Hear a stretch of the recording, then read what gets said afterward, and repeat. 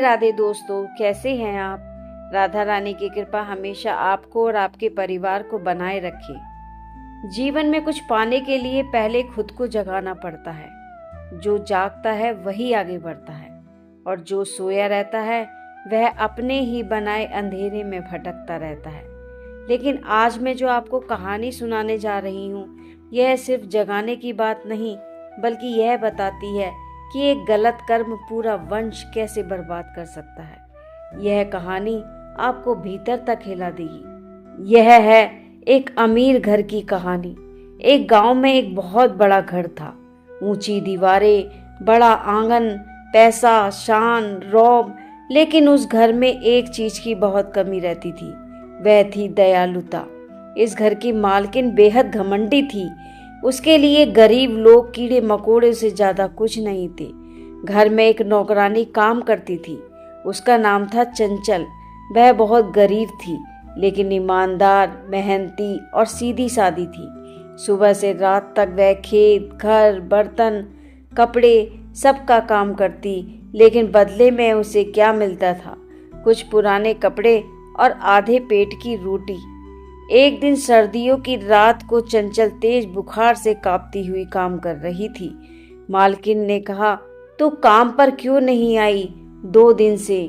चंचल ने धीमी आवाज में कहा, मालकिन बुखार था और जो 2 दिन से कुछ खाया भी नहीं। मालकिन चिल्लाई, हम कोई धर्मशाला है क्या? यहाँ कोई मुफ्त खोरी नहीं चलने वाली। और उसने चंचल को घर से बाहर धकेल दिया। चंचल ठंड में कांपती रही। उसकी आंखों में आंसू थे। उसने हाथ जोड़कर कहा, मालकिन थोड़ा खाना दे दो, नहीं तो मैं मर जाऊंगी। लेकिन मालकिन ने मुड़कर भी नहीं देखा। रात गहरी हो चुकी थी। चंचल कोने में बैठी रही। वह ठंड, बुखार, भूख, दर्द से तड़फ रही थी। सुबह होते होते उसकी सांसें रुक गईं। मरते वक्त उसके होठ से एक ही वाक्य निकला, जिस घर में भूखी को रोटी ना मिले उस घर की औरतें कभी सुखी नहीं रहेंगी। ये सिर्फ एक वाक्य नहीं था, एक भूखी पीड़ित आत्मा का श्राप था। कुछ ही दिनों बाद मालकिन के पति की अचानक मौत हो गई। घर में पहली बार मातम हुआ। लोगों ने सोचा इसे बीमारी हुई होगी, लेकिन असली वजह तो कुछ और थी। मालकिन का जवान बेटा पढ़ाई पूरी कर चुका था। शादी हुई, बहू घर आई, लेकिन शादी के 2 महीने बाद ही बेटे की मौत हो गई। अपनी आंखों के सामने सुहाग पोंछ डाला। पूरे गांव में चर्चा फैल गई, इस घर में कुछ तो गड़बड़ है, किसी का श्राप है शायद। बरसों बाद पोता बड़ा हुआ, उसकी भी शादी हुई।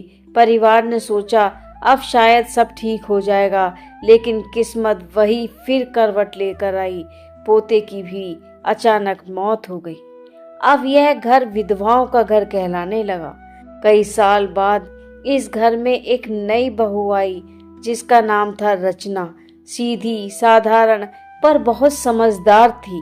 वह देखती थी कि घर में 3-3 विधवाएं रहती थीं, सास, जेठानी, देवरानी, और सबके चेहरे पर सिर्फ डर, दर्द और खालीपन था। रचना ने सोचा, आखिर इस घर में ऐसा क्या हुआ है, क्यों हर सुहागन यहाँ विधवा बन जाती है? एक दिन रचना ने घर की पुरानी नौकरानी से पूछा, मुझे सच बताइए, यह घर विधवाओं का घर क्यों कहलाया जाता है? नौकरानी ने आंसू पोंछते हुए कहा, बेटी, कई साल पहले इस घर में एक गरीब नौकरानी भूख से मर गई थी। मालकिन ने उसे दुत्कार दिया था। मरते वक्त उसने कहा था, इस घर की किसी स्त्री का सुहाग नहीं टिकेगा। तब से ऐसा ही हो रहा है। उस गरीब का श्राप आज भी इस घर की दीवारों में जिंदा है। कहानी सुनकर रचना का दिल पिघल गया।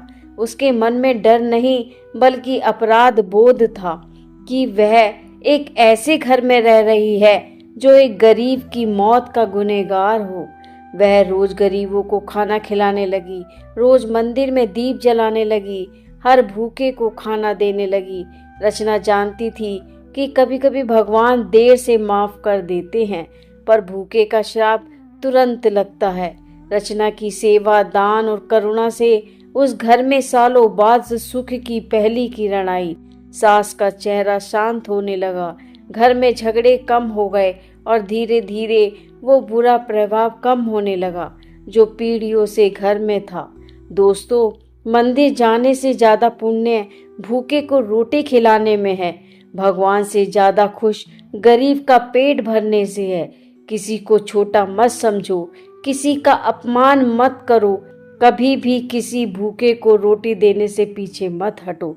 भगवान कभी पूछते नहीं कि तुमने कितनी इज्जत कमाई, लेकिन ये जरूर पूछते हैं कि तुमने कितने भूखों को खाना खिलाया। किसी को तुच्छ समझकर उसे अपमानित मत करो, क्योंकि जो आंसू गरीब के गिरते हैं वही आंसू अमीर के घर तक पहुंचने में देर नहीं लगती। गरीब की हाय सीधे भगवान के सिंहासन तक हिला देती है। समय से पहले विधवा होना कोई भाग्य नहीं या ग्रहों की चाल नहीं, बल्कि पीढ़ियों के स्त्री अपमान का परिणाम होता है। अब जानो कि कौन स्त्री समय से पहले विधवा होती है। पहला वह स्त्री जिसके परिवार में किसी भी महिला के साथ अपमान, शोषण या अन्याय किया गया हो। दूसरा वह स्त्री जिसके माता पिता या पूर्वजों ने किसी महिला की इज्जत, मान या जीवन को चोट पहुंचाई हो। तीसरा वह स्त्री जिसके घर में किसी औरत की बददुआ, आंसू या दर्द दबा दिया गया हो, क्योंकि जहां महिलाएं रुलाई जाती हैं वहां लक्ष्मी नहीं टिकती। जहां स्त्री का अपमान मिटाया जाता है वहां परिवार का भाग्य सूख जाता है, और जहां किसी औरत का दर्द दफन किया जाता है वहां सुहाग टिकता नहीं। लेकिन जहां सच बोला जाता है वहां स्त्री की इज्जत की रक्षा होती है, और जहां पुरानी गलतियां सुधारी जाती हैं वहां श्राप खत्म होकर आशीर्वाद बन जाता है। अगर आपको यह कहानी पसंद आई हो तो इसे लाइक और कमेंट जरूर करें। इसे अपने दोस्तों और फैमिली के साथ शेयर करना ना भूलें, और ऐसी ही ज्ञानवर्धक कहानियों के लिए चैनल को सब्सक्राइब जरूर करें। राधे राधे।